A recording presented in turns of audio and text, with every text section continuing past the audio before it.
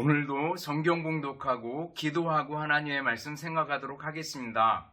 하나님의 말씀은 마태복음 5장 8절 말씀과 에스겔 36장 24절로 27절 말씀입니다. 봉독하겠습니다. 마음이 청결한 자는 복이 있나니 그들이 하나님을 볼 것임이요. 에스겔입니다. 내가 너희를 여러 나라 가운데에서 인도하여 내고 여러 민족 가운데서 모아 데리고 고국 땅에 들어가서 맑은 물을 너희에게 뿌려서 너희로 정결하게 하되 곧 너희 모든 더러운 것에서와 모든 우상 숭배에서 너희를 정결하게 할 것이며 또 새 영을 너희 속에 두고 새 마음을 너희에게 주되 너희 육신에서 굳은 마음을 제거하고 부드러운 마음을 줄 것이며 또 내 영을 너희 속에 두어 너희로 내 율례를 행하게 하리니 너희가 내 규례를 지켜 행할지라. 아멘. 기도하겠습니다. 사랑과 은혜가 풍성하신 하나님 아버지 감사합니다. 이 시간도 하나님의 말씀을 생각하는 소중한 시간입니다. 열린 마음으로 말씀을 받고 삶에서 말씀 가지고 믿음으로 승리하게 하옵소서. 예수님 이름으로 기도드리옵나이다. 아멘. 여러분 다시 만나서 반갑습니다. 주님의 이름으로 여러분들을 진심으로 사랑합니다. 또 한 주간 지나오면서 또 한 달을 지나가면서 감사할 일들을 생각해보고 감사할 수 있기를 바라겠습니다. 저는 여러분들 대할 때마다 얼마나 신기하고 감사하고 대견스럽고 그런지 모르겠습니다. 여러분들 시기에 굉장히 많이 변화가 있고 한 달 지났지만 벌써 몸과 마음이 많이 자라있는 것을 볼 때 얼마나 감사한지 모르겠어요. 또 여러분들이 젊었을 때 예수님을 알고 예수님을 믿을 수 있다는 것 자체가 얼마나 큰 은혜인지 감사할 일인지 모르겠습니다. 어떤 과학자가 나비를 관찰해 봤대요. 근데 나비가 완전 변태를 하잖아요. 애벌레에서부터 번데기, 그 다음에 나비, 그 다음에 알을 낳아서 알이 다시 애벌레가 되고 이렇게 4가지 단계를 거치게 되는데 번데기에서 성충이 되는 과정 속에서 그 껍질을 벗고 나오는 장면을 살펴봤는데 너무 힘들어 하더라는 거예요. 그래가지고 가위로다가 살짝 그 고치를 이렇게 조금 잘라줬대요. 그랬더니 그 나비가 쉽게 나올 수 있었대요. 근데 중요한 것은 쉽게 나와서 그런지 그 다음에 비실비실 날지도 못하고 그리고 결국은 죽더라는 거예요. 그 고치에서부터 성충이 될 때까지 그때 막 몸부림치고 힘들어하고 막 이러는 동안에 날개에 힘이 생기고 또 근육도 생기고 그래서 힘차게 비상할 수 있었다라는 거죠. 여러분들 중학생 때 어쩌면 그 번데기에서부터 성충이 되는 그 과정 속에 있는 줄 압니다. 그만큼이나 변화가 심한 줄 압니다. 어릴 때는 고통스럽고 또 엄마 아버지 얘기하면 전부 잔소리로 들리기도 하고 그럴 때가 있어요. 또 잘해드려야지 멀리 있을 땐 그게 돼요. 근데 가까이 가면 왠지 짜증내고 그리고 생각하기도 전에 먼저 투덜대고 하는 우리들 자신을 발견하게 됩니다. 그러나 여러분들 그럴 때마다 십자가에 달리신 예수님 생각하고 예수님이 당하셨던 그 고난과 고통을 생각하면서 원망과 불평보다는 주님 내가 이 일들을 잘 이겨내게 해주세요. 기도하면서 극복해 나갈 수 있기를 바라겠습니다. 주님 내 마음과 내 몸의 운전사가 되어주세요. 이렇게 주님께 맡길 수 있기를 바라겠습니다. 제가 학교에 있을 때 학교 교무실에 어떤 선생님 한 분이 계셨어요. 그 선생님은요, 정말 깔끔해요. 그래서 그분 책상에 보면은요, 아주 가지런히 정리가 돼 있어요. 책상 서랍을 열어보면은요, 정확하게 자, 풀, 갈, 가위, 스카치 테이프 아주 정렬이 쫙 돼 있습니다. 그러다가 제가 학교 안에서 이제 교회에 담임을 하고 있다가 신방을 할 적이 있었습니다. 그래서 신방을 해봤는데, 어이구, 집도요, 얼마나 깔끔하고 얼마나 정리정돈이 잘 되어 있는지 몰라요. 말 그대로 청결, 정결, 이 단어가 꼭 맞는 거다라는 생각이 들었어요. 오늘 성경을 보면은요, 하나님께서 우리에게 정결함, 성결함을 원하신다라는 걸 얘기해주고 있어요. 에스겔 선지자를 통해서 맑은 물을 뿌려서 너희로 정결하게 하되 이렇게 말씀하고 있습니다. 하나님께서 깨끗하게 이스라엘 백성들을 정결하게 해서 그들을 내 백성으로, 내 아들과 내 딸로 삼아주겠다라는 말씀을 해주고 있어요. 여러분들, 우리들이 지난 시간에 했던 것들을 생각해보면 하나님의 성품을 계속 생각해 오고 있습니다. 하나님의 성품, 거기에는 절대적인 속성과 그리고 도덕적인 품성이 있다 그랬어요. 절대적인 속성은 하나님만 가지고 있는 거, 자존성, 영원성, 불변성, 그 다음에 전지성, 전능성, 이런 것들은 하나님만 가지고 있는 거라 그랬어요. 근데 공의적 속성, 도덕적 품성에는 하나님도 가지고 있고 우리도 가지기를 원하는 거예요. 그 중에 하나가 뭐예요? 거룩이었어요. 거룩해야 된다. 거룩해다라는 것은 다르다, 구별되다, 그런 뜻이 있어요. 그런데 그 거룩 안에 또 조금 들어가 보면 여러 가지가 있는데 그 중에 하나가 정결함입니다. 성결함이에요. 정결함. 여러분들 그림을 한번 보셔요. 보면은 하나님의 성품, 도덕적 성품, 품성 그랬죠. 공유적 속성 그랬습니다. 그리고 거룩이 있고 그리고 그 안에 정결이 들어가 있는 걸 볼 수가 있어요. 정결함의 뜻이 뭡니까? 그것은 깨끗함, 성결, 청결, 순결, 순수함, 진실함, 불순물이 섞이지 않음, 일편단심, 그런 뜻이 있습니다. 그래서 마태복음 5장 8절을 보면은 마음이 청결한 자는 복이 있나니 그들이 하나님을 볼 것이며 그랬습니다. 마음이 청결한 사람, 정말 순수한 마음, 어린아이 같은 마음으로 하나님을 바라보는 거죠. 그 사람이 하나님을 볼 것이래요. 우리가 육신의 눈으로 하나님을 보지 못하지만 마음의 영의 눈으로 우리 하나님을 보고 우리가 죽어서 그 영광스러운 하나님을, 그 영광스러운 우리 아버지를 보게 될 겁니다.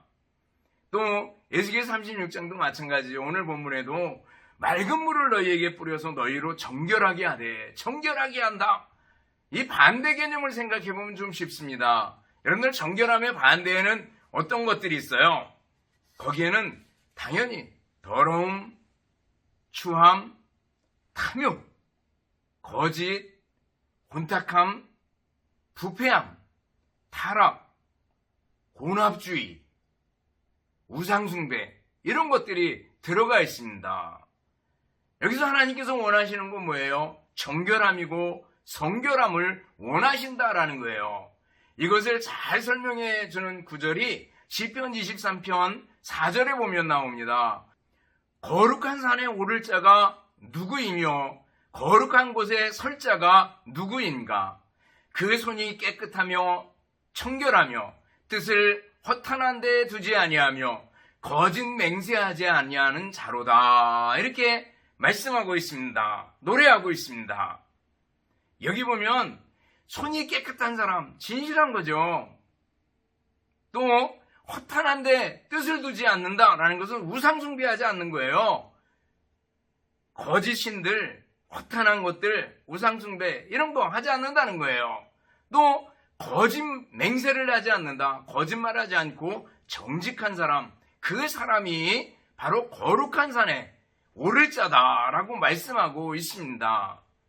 정결하지 않음과 우상숭배는 아주 밀접한 관련이 있습니다. 구약 성경을 읽다 보면 사사기나 혹은 사무엘상하, 열왕기상하 이렇게 쭉 넘어가다 보면 거기에 바알과 아세라 목상을 섬기는 얘기가 나옵니다. 이스라엘 백성들이 하나님이 그렇게도 싫어하는데 바알과 아세라 목상을 섬겨요. 여기 보면 이쪽에가 바알 신이에요. 그리고 이쪽에가 아세라 목상이에요. 주로 나무로 만들었어요. 아셀 나무로 만들었는데 다산의 신이에요. 옛날엔 자식을 많이 낳으면 최고 아니겠어요? 이쪽에는 바알 신이에요. 풍요의 신이에요. 비를 많이 주고 부자가 되게 해준다는 신이에요.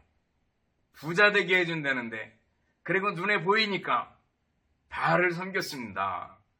또 자식을 많이 낳게 해준다니까 옛날에 자식이 많으면 전쟁에서 또 농사질 때 최고 아니겠어요? 자식을 많이 낳게 해준다니까 아세라 목상을 섬겼던 겁니다. 그런데 얘네들만 섬긴 게 아니에요. 얘네들도 섬기고 하나님도 섬기고 그랬어요. 하나님 안 믿는 게 아니었다니까요. 하나님도 섬기고 얘도 섬기고 그런 거예요. 전에 교회에 있을 때 청년이 장거리 운전을 하는 청년이 있었는데 자기 그 운전석 앞에 가운데다가 하나는 불상을 하나 만들어 놓고 하나는 예수님 상을 하나 만들어 놓고 달고 다닌대요. 예수 아니면 부처가 석가가 지켜준다 뭐 이런 거라는데 둘 다 버리면 어떻게 되나 걱정될 때가 있어요. 혼합주의예요. 섞여 있는 거예요. 하나님은 그걸 싫어하셔요. 순수한 마음으로 일편단심 오직 하나님만 섬기기를 원하신다라는 거예요. 가끔 무당이나 점치는 사람들이 우리한테 가끔 집사님도 오고 권사님도 와요. 이런 말을 들으면은 참 안타까울 때가 있어요. 여러분들 그러면 안 됩니다. 점치고 관상 보고 미신에 빠지고 또 보인다고 우상 앞에 넙죽 절하고 안 된다라는 거예요. 하나님은 일편단심 하나님만 섬기기를 원하셔요. 이것이 정결함이에요. 또 정결함과 깨끗함 이것과 거리가 먼 게 있는데 그게 뭔가 하면 바리새인들의 태도입니다. 바리새인들의 외식적인 태도죠. 누가복음 11장 39절을 보면은요. 주께서 이르시되 너희 바리새인들은 지금 잔과 대접에 겉은 깨끗이 하나 너희의 속은 탐욕과 악독이 가득하니라 이렇게 책망하시는 걸 볼 수가 있습니다. 마음속에는 막 욕심, 탐욕, 악독, 막 복수심, 보복 이런 걸로 가득 차 있으면서 겉에는 아주 의젓한 척, 경건한 척 하고 지나가는 거죠. 이거 하나님이 싫어하시는 거예요. 여러분 반대로 정말 순수함, 정결함의 대명사처럼 보이는 인물이 있어요. 누구예요? 욥입니다. 욥은 어떻게 해요? 자식들 생일잔치를 치르고 나서 그러면서 그 다음날 자식들을 다 불러 모아서 한 사람씩 번제를 드립니다. 그래서 하나님께 예배하는 걸 볼 수가 있어요. 혹여라도 하나님 앞에 잘못한 게 없을까 싶어가지고 하나님 앞에 겸손하게 제단을 쌓는 모습을 보게 됩니다. 욥은 정말 순수한 신앙을 가지고 있었어요. 정결한 마음, 청결한 마음, 하나님을 향해서 진실하고 일편단심에 흔들리지 않는 마음, 하나님께서 이것을 기뻐하신다라는 거예요. 두 번째로 생각해 보는 것은 하나님은 우리들 그리스도인이 정결한 사람이 되기를 원하신다라는 거예요. 아니 지난 시간에 거룩을 생각할 때 생각해 본 것처럼 하나님이 먼저 우리를 정결하게 해주셨어요. 누구를 통해서요? 예수님을 통해서요. 여러분들 예수님께서 어디에서 죽으셨어요? 십자가에서 죽으셨죠. 예수님께서 십자가에서 죽으셨어요. 왜 죽으셨어요? 예수님의 죄 때문에? 아니죠. 나의 죄 때문에, 우리의 죄 때문에 예수님께서 죄를 대신 엎어 쓰시고 죽으셨어요. 피 흘려주셨어요. 그리고 피값으로 우리의 죄값을 치러주셨어요. 이것을 속량이라 구속이라 얘기해요. 죄를 깨끗하게 해주시고 정결하게 해주신 거예요. 그러면은 그 2000년 전에 예수님께서 죽으신 것과 지금 나와 무슨 상관이 있어요? 연결고리가 뭐예요? 믿음이죠. 믿음이에요. 예수님을 믿는 거예요. 예수님을 나의 구주로, 나의 주님으로 믿는 게 중요하다라는 거예요. 예수님을 믿음으로 예수님이 내 안에 들어오셔서 나의 왕이 되어주시고 나의 주인이 되어주시고 나를 다스려 주시는 거예요.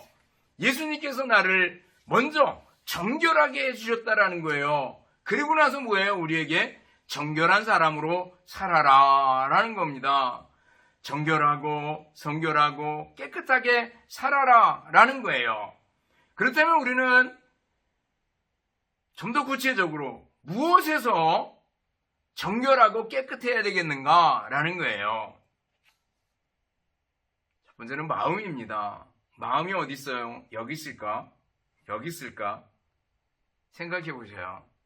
마음이 깨끗해야 돼요. 마음은 영혼이 거하는 처소, 인간의 가장 깊숙한 곳, 이렇게 얘기합니다.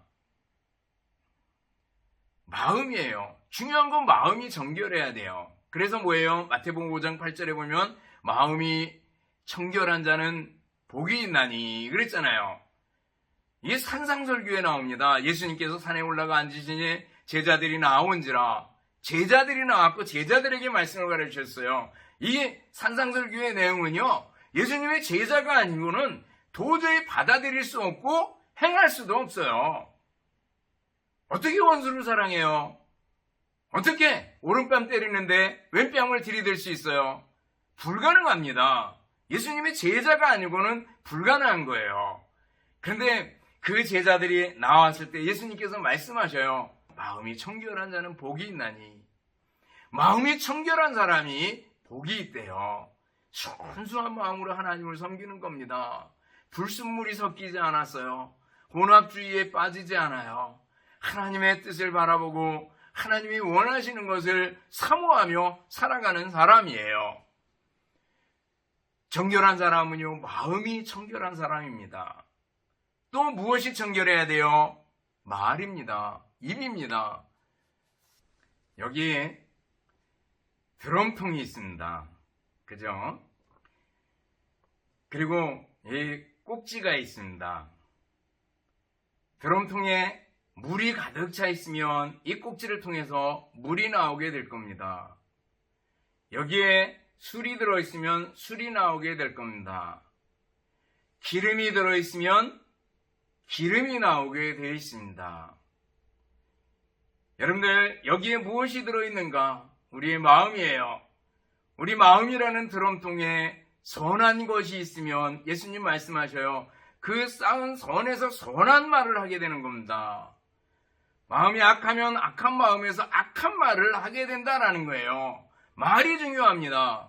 여러분들 지난 시간에도 살펴봤지만 우리가 욕하는 거, 복수심의 말, 포악한 말, 그리고 악을 이루는 말, 이런 말 하면 안 됩니다. 중상모략의 말, 험담 하면 안 됩니다. 대신 어떤 말을 해야 돼요?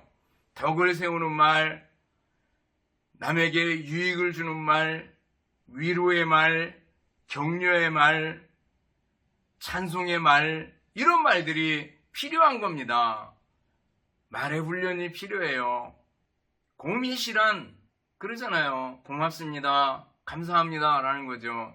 미안합니다, 신뢰합니다, 안녕하세요, 사랑합니다, 이런 거 자주 쓰는 말인데 이런 몇 가지만 알고 있어도 자주 써도요, 우리는 말에 있어서 승리할 수 있을 겁니다. 말이 중요하다라는 거예요. 뿐만 아니라 정결한 사람은요, 행실, 행동도 깨끗하고 정결하다라는 거예요. 이것은 십계명에 6, 7, 8, 9, 10 모두 다 해당하는 말씀입니다. 십계명은 살인하지 말라 그랬습니다. 이것은 단순히 사람을 찔러 죽이지 말아라 이거보다도 상대방을 존중해주고 사랑해야 된다라는 적극적인 의미가 있습니다.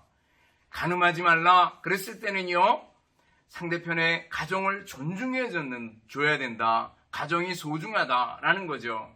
도둑질하지 말라, 이것은 상대의 경제권을 인정해 줘야 된다라는 겁니다. 거짓말하지 말아라, 거짓말하면 다 무너지니까요.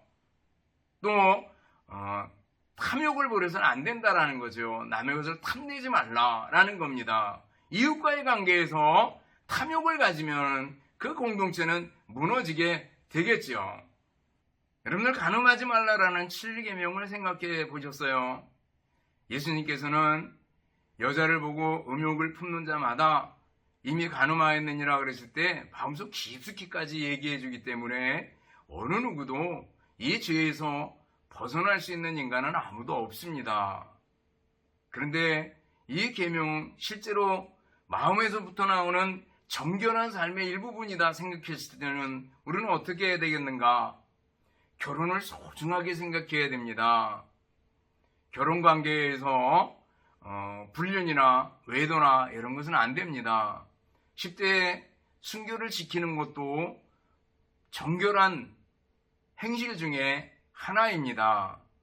하나님은 순수하고 그리고 정결된 몸과 마음을 원하신다라는 거예요.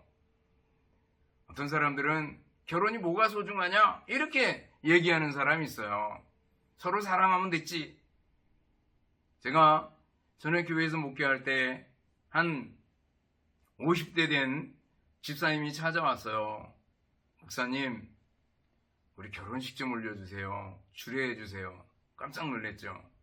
왜요? 그랬더니 젊었을 때 우리 그냥 돈도 없고 바쁘고 그러니까 그냥 동거하자 그래서 동거했고, 그리고 20년이 흘렀는데 결혼식에 대한 그 로망이랄까요? 부러움이 많이 항상 쌓여 있다가 이번에 결혼식을 올리기로 했습니다. 라고 얘기를 하는 거예요. 그래요? 그럼 제가 해드리겠습니다. 그리고 기꺼이 결혼식을 올려드리겠습니다. 라고 말한 적이 있습니다. 여러분들, 정식으로 결혼식 올리는 게 중요합니다. 함부로 동거하고 함부로 시작하지 마셔요. 그러면 서로 양쪽 집에서 또 무시당할 수도 있어요. 또 결혼식을 할 때 되도록이면 또 예배도 드리고 하나님 앞에 서약하는 그 절차를 반드시 이을 수 있었으면 좋겠어요. 그리고 여러분, 중학교 때, 고등학교 때 정말 하나님 앞에 순교를 지키겠습니다 라는 약속을 하는 것도 중요하다고 생각합니다. 제 아들이 군대에 있을 때 아버지 학교를 했는데 아버지 학교에서 순교 서약을 하는 걸 보았습니다. 제가 하나 똑같은지 아닌지 모르겠는데 한번 가져와 봤어요. 보셔요.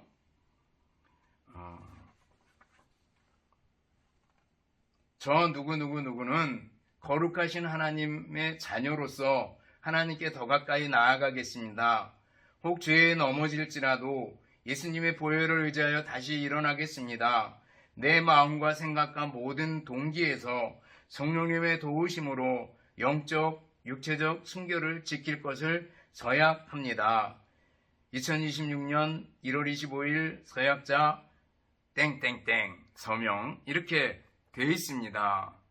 여러분들, 아무것도 아닌 것 같지만 하나님 앞에서 정말 소중하게 내 몸과 마음을 정결하게 간직하겠습니다 라는 거 중요한 줄 압니다. 그러면 네 번째로 생각해 보는 것은 어떻게 지속적으로 이 정결하고 깨끗한 삶을 살 수 있을까? 여러 가지가 있겠지만 나는 그리스도의 신부다, 나는 그리스도의 아내다 라는 생각을 꼭 가질 수 있기를 바랍니다. 우리가 세례를 받는데, 세례를 받는 것은 예수님과 함께 죽고 예수님과 함께 삽니다, 예수님과 결혼합니다, 이런 의미가 있어요. 여러분들, 예수님을 믿는다라는 것은 예수님과 결혼하는 의미가 있습니다. 결혼한다라는 의미가 있습니다. 결혼을 앞둔 신부가 결혼을 준비하듯이, 또 결혼한 아내가 자기 남편한테 최선을 다하듯이 그렇게 하라라는 거예요.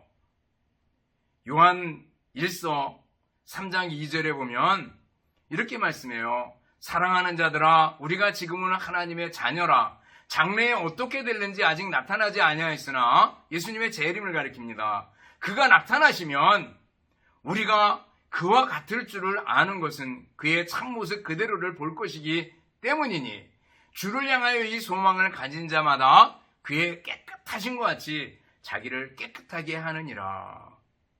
예수님의 재림을 기다리는 신부로서 깨끗하게 살아라라는 거죠. 그리고 에베소 5장 22절부터 27절까지 쭉 보면 결혼식 때 단골 주제가 나옵니다. 거기 보면 아내들아 남편에게 복종하기를 주께 하듯 하라. 남편들아 아내를 사랑하기를 주께서 교회를 위하여 자신을 주신같이 하라. 이렇게 얘기합니다. 그러면서 바로 남편과 아내의 관계를 예수님과 성도의 관계로 설명해 나가고 있는 걸 볼 수가 있어요. 예수님께서 교회를 위해서, 즉 저와 여러분들을 위해서 죽으셨다는 거예요. 그러므로 우리는 예수님의 신부로서 순결함, 정직함, 정결함을 지속적으로 추구하는 사람이 되어야 된다라는 거예요. 그럼 이렇게 마음이 정결한 사람에게는 하나님께서 어떤 복을 주셔요? 마태복음 5장 8절 보면 그들이 하나님을 볼 것이며 그랬어요. 하나님을 본대요. 살아서는 마음의 눈으로 보겠지만 우리가 죽으면 천국에 와서 하나님의 영광스러운 얼굴을 마주대하여 배울 겁니다. 뿐만 아니라 욥기 8장 5절로 7절을 쭉 보면은요, 우리들이 아주 좋아하는 말씀이 나옵니다. 내 시작은 미약하였으나 내 나중은 심히 창대하리라 그랬습니다. 어쩌면은요, 마음이 청결하면 내가 만일 하나님을 찾으며 전능하신 이에게 간구하고 또 청결하고 정직하면 반드시 너를 돌보시고 내 의로운 처소를 평안하게 하실 것이라. 내 시작은 미약하였으나 내 나중은 심히 창대하리라. 여러분들, 하나님을 향해서 마음이 청결하면 시작은 미약하게 시작하지만 나중은 심히 창대하게 해주겠다고 약속해 주셨어요. 하나님을 향해서 순수한 신앙, 순결한 신앙, 정결한 신앙 가지고 살아갈 수 있기를 바랍니다. 그럴 때 하나님께서 들어쓰실 거예요. 여러분들을 노예에 있고 감옥의 죄수였던 요셉을 들어서 애굽의 총리로 삼으신 하나님이시잖아요. 애굽 궁정에서 세상 물정 모르고 살았던 모세 아니겠어요? 하나님께서 그를 들어서 이스라엘의 지도자로 삼으시는 걸 볼 수가 있습니다. 시작은 미약했지만 나중은 심히 창대한 복으로, 은혜로 채워주시는 거죠. 하나님께서 여러분들에게 그런 은혜로 채워주시기를 주님의 이름으로 축원합니다. 기도하겠습니다. 하나님 아버지, 감사합니다. 죄인인 저희들을 우리 주님 예수님께서 정결한 사람으로 만들어 주셨습니다.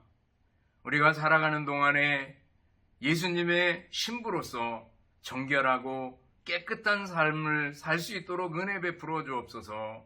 마음과 말과 행실에서 깨끗하고 정결한 사람들 되게 하여 주시옵소서. 예수님 이름으로 기도드리옵나이다. 아멘. 축도하겠습니다. 이제는 우리 주님 예수 그리스도의 은혜와 하나님 아버지의 극진하신 사랑하심과 성령님의 교통하시며 인도하심이 함께 모여 예배드리며 말씀 듣는 우리 모든 성도들, 우리 학생들 머리머리 위에 이제로부터 영원토록 함께 있을지어다. 아멘.